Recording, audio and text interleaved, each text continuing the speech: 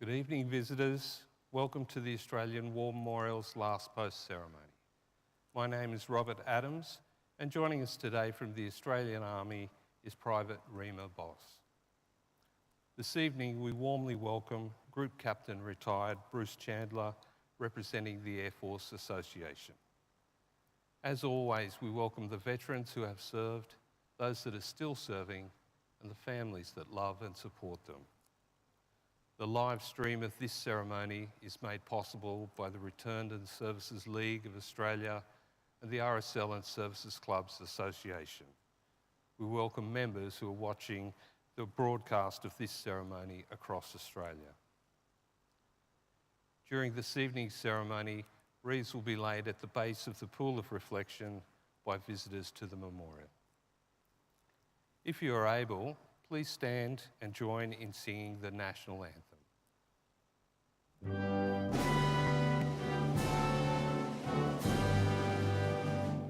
Australians, oh, let us rejoice, for we are one and free. With golden soil and wealth for toil, our home is got by sea. Our land abounds in nature's gifts of beauty, rich and rare. In history's page, let every stage advance Australia fair. In joyful strains, then let us sing, advance Australia fair. Visitors who are able to sit, you are now able to be seated. Thank you. The Australian War Memorial was the vision of Charles Bean, Australia's First World War official historian. Bean landed with the Australian troops on Gallipoli and stayed with them at the front through to the end of the war. The idea of this national memorial and museum came to him at Pozières, France, in the depths of the bloody fighting of 1916. Bean's idea was that this would be a place where families and friends could mourn loved ones buried in faraway places. It would also be a place that could help all Australians understand what these men and women had endured and what they had done for us. Bean's vision, to which we remain true, is best expressed as inscribed in the entrance to the memorial's galleries. Here is their spirit in the heart of the land they loved, and here we guard the record which they themselves made. Tonight we'll read the story behind just one of those on the Roll of Honour, which lists the names of more than 103,000 men and women who have given their lives for us during war and on operations over more than a century. But first we present a lament, Flowers of the Forest. Wreaths or floral tributes will now be laid at the base of the pool of reflection.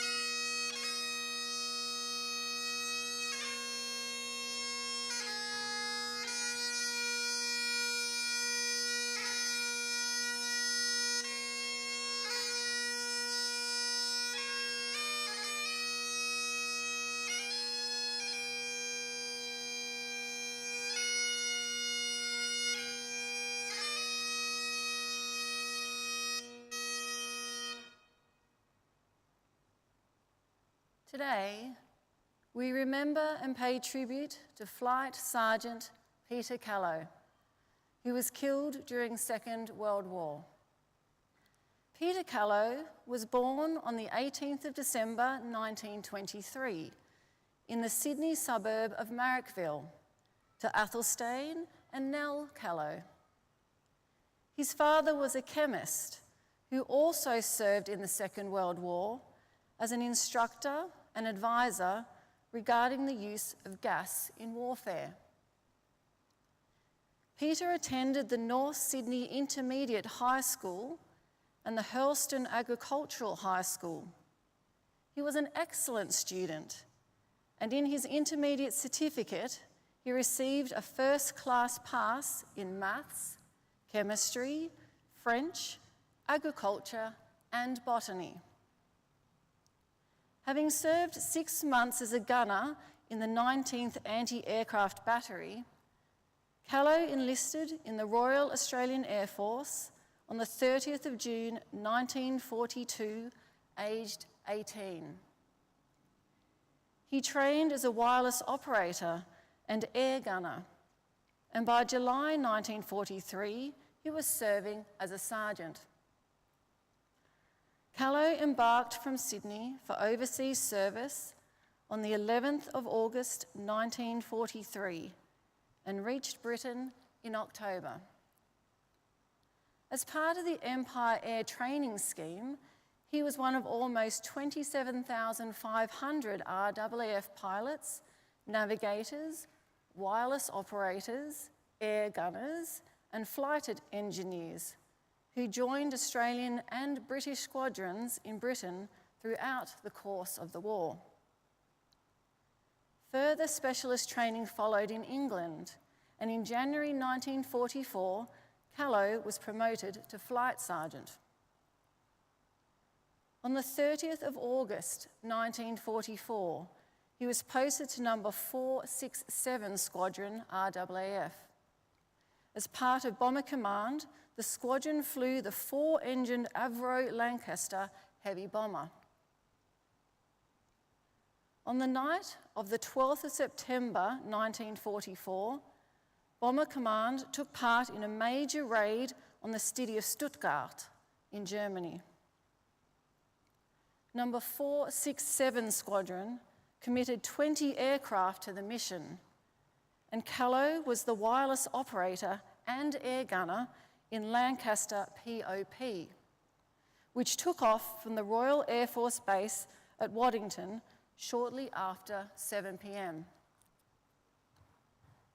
At around 11:30 p.m, Callow's Lancaster was hit by flak, and the tail fin and starboard wing were badly damaged. The pilot tried to level out, but the damage was too great, and the aircraft began to spin out of control. The crew were ordered to bail out, but the aircraft crashed about 37 kilometres east of Stuttgart. Australian flying officers Arthur Bright and Victor Manchester survived and became prisoners of war. Australian flight sergeants Peter Callow, Gilbert Kirby, and Richard Simons were killed, along with British Sergeant Thomas Ballantyne and Canadian Sergeant Earl Bullock. After the war, the airmen killed in the crash were reinterred in the Dornbach War Cemetery south of Munich. The 3 Australians could not be identified and were buried in a communal grave.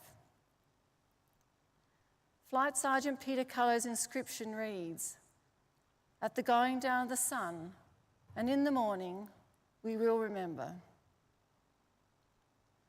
Callow was dearly missed by his family. His mother established the Peter Callow Memorial Scholarship through the University of Melbourne. It supports students studying for degrees related to medicine.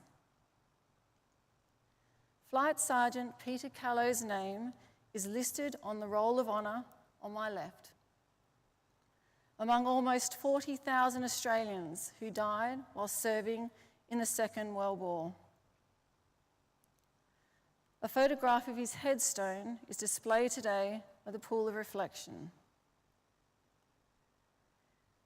This is but one of the many stories of service and sacrifice told here at the Australian War Memorial. We now remember Flight Sergeant Peter Callow.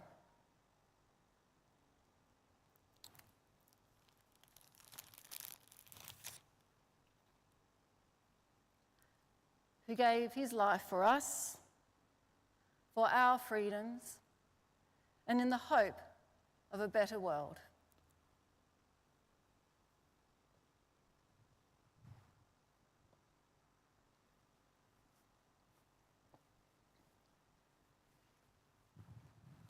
Please stand for the reading of the Ode and the sounding of the last post.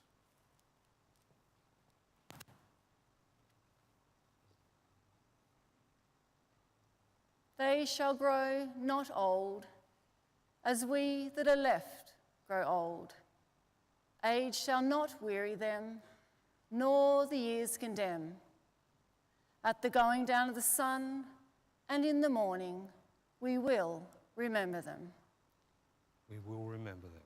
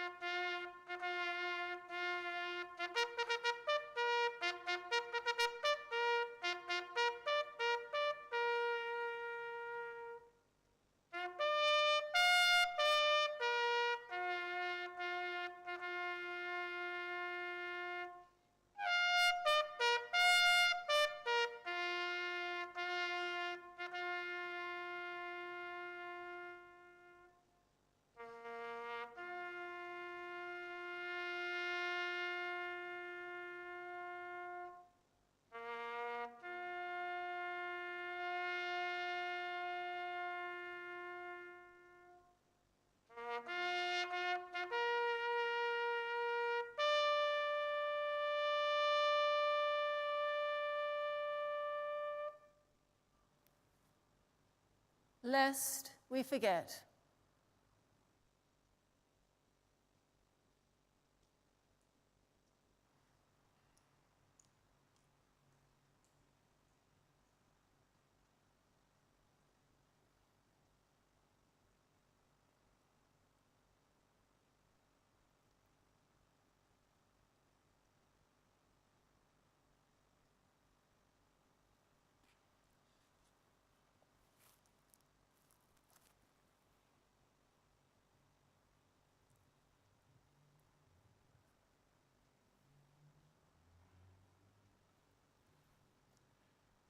We leave you this evening with the words of the memorial's founder, Charles Bean. Many a man lying out there at Poziere or in the low scrub at Gallipoli with his poor, tired senses barely working through the fever of his brain has thought in his last moments, well, it's over. But in Australia, they will be proud of this. Ladies and gentlemen, girls and boys, that concludes the last post ceremony. On behalf of the director, staff and volunteers, thank you for visiting the Australian War Memorial today and for your continued support during the memorial's development project. We wish you all a very pleasant evening. Thank you.